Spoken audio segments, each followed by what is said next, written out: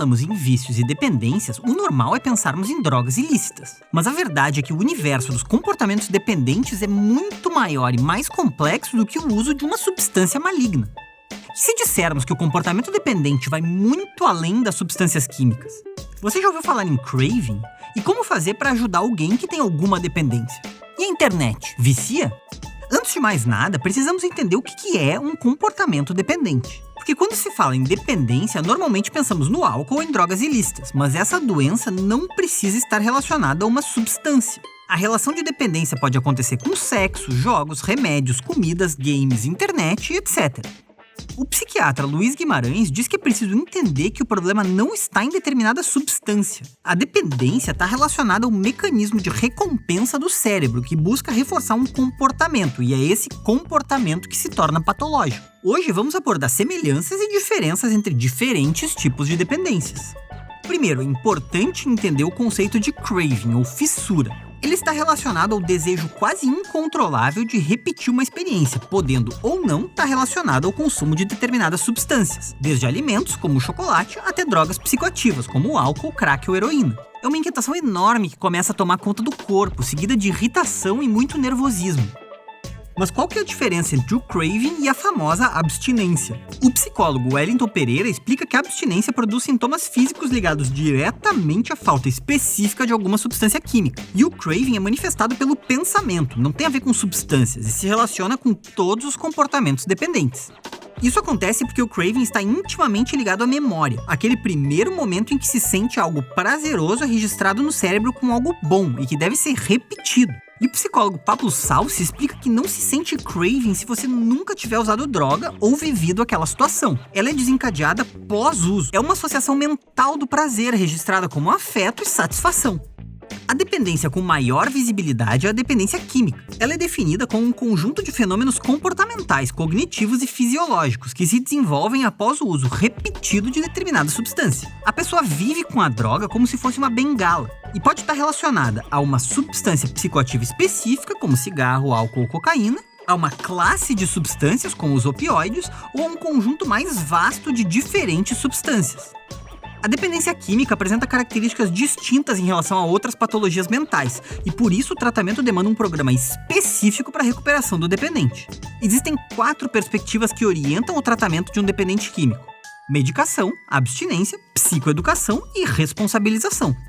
Além disso, a prevenção é muito difícil na nossa sociedade. Além do estigma associado ao uso de substâncias ilícitas que transforma o assunto em tabu, a aceitação social das drogas lícitas dificulta a identificação e a abordagem do problema. É o caso do álcool. Por se tratar de uma droga legalizada e de grande utilização social, o álcool é praticamente esquecido quando se toca no problema das drogas. Por sinal, o alcoolismo é a principal causa dos afastamentos do trabalho por abuso de substâncias químicas. Além das drogas ilícitas e do álcool, hoje se fala muito em vício em games ou smartphones. Mas isso existe? E se existe, quando é que o uso da tecnologia pode se tornar um problema? Em janeiro desse ano, o vício em games foi considerado um distúrbio mental pela Organização Mundial da Saúde. A condição agora recebe o nome de distúrbio de games, e a patologia pode ser muito grave, ao ponto de levar a pessoa a preferir os jogos a qualquer outro interesse pessoal ou social. Segundo André Doria, muitas vezes o exagero nos jogos eletrônicos por parte de jovens vem de um comportamento permissivo dos pais, que têm cada vez mais dificuldade em impor limites aos seus filhos. E nesse aspecto é possível dizer que o vício em tecnologia existe sim, mas é preciso ter cuidado com rotulações e buscar um diagnóstico profissional para não confundir essa doença com outros problemas de origens diferentes. Ainda segundo Doria, o que deve ser levado em consideração é se o sujeito já não consegue desenvolver suas atividades diárias, compromissos de trabalho ou estudos, não consegue se relacionar com pessoas que estejam fora do ambiente virtual. Nesse caso, pode ser que ele esteja vivendo uma espécie de dependência sem substância. E o problema dos comportamentos dependentes tem um outro aspecto muito menos comentado. Segundo o Instituto Nacional de Seguro Social, ou INSS, as dependências são responsáveis por mais de 150 mil afastamentos do trabalho por ano.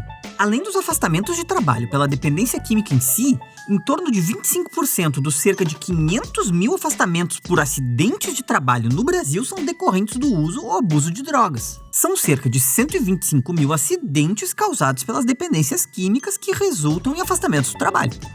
Então, diante de dependências de drogas, álcool, jogo ou tecnologias, a pergunta que fica é: o que fazer? O que podemos fazer para ajudar? A família tem papel fundamental no processo, tanto na identificação dos sintomas quanto no acompanhamento do tratamento. Na maioria dos casos, quem procura pelo tratamento é a família, seja de forma direta ou indireta, pressionando o dependente a tomar uma atitude que este não consegue tomar por si mesmo. É o que explica Pablo Salsi. Mas muitas vezes a família se sente impotente, pois a pessoa dependente é aquela que sustenta toda a casa. Outra situação muito comum é a dependência química ocasionando prejuízo ao desempenho no trabalho. E nesses casos a empresa deve ter um link direto com a família para juntos tentarem reabilitar aquela pessoa. Para identificar se um funcionário ou colega de trabalho passa por um problema semelhante, é importante notar alguns padrões comportamentais e mudanças de postura. Por exemplo, o aumento do número de acidentes de trabalho, se a pessoa passou a se ausentar por mais tempo, começou a se indispor com os colegas do trabalho, se ela costuma voltar mais tarde no horário do almoço ou de pausas para beber água ou cafezinho, ou inclusive se a pessoa começou a pedir adiantamentos salariais e dinheiro emprestado a colegas. A identificação, tratamento e acompanhamento de dependentes químicos é um assunto muito sério, que exige cuidado e conhecimento técnico. O tratamento de dependência química da Olist é pensado a partir de anos de experiência cuidando de dependentes químicos, de álcool e de drogas e suas famílias. Os principais objetivos do nosso tratamento são a estabilização do quadro da pessoa com abstinência, a recuperação do quadro clínico geral, o restabelecimento de rotinas de vida e de vínculos sociofamiliares, a criação de estratégias para a prevenção de recaídas e, principalmente, a adesão ao tratamento. A Olist possui uma equipe de profissionais capacitados e uma estrutura completa para tratar a doença, incluindo internação, ambulatório, hospital-dia, residência terapêutica e atendimento domiciliar. A chamada moderna psiquiatria é a maneira da Olist de abordar o cuidado com a saúde mental, levando em conta que cada paciente é único e precisa de um tratamento e abordagens personalizados. E se você quiser entender mais sobre dependências, dá uma olhada nos vídeos mais completos sobre o assunto, com os depoimentos dos profissionais da Olist em vídeos.olist.com.br. E aí, pessoal, gostaram do vídeo? Esse vídeo é uma produção feita em parceria com a Autoridade Fitness e faz parte de uma série de conscientização sobre a saúde mental. Acreditamos que você precisa entender o seu corpo para poder cuidar dele e assim também ajudar mais pessoas a serem cada vez mais saudáveis. Forte abraço e até a próxima!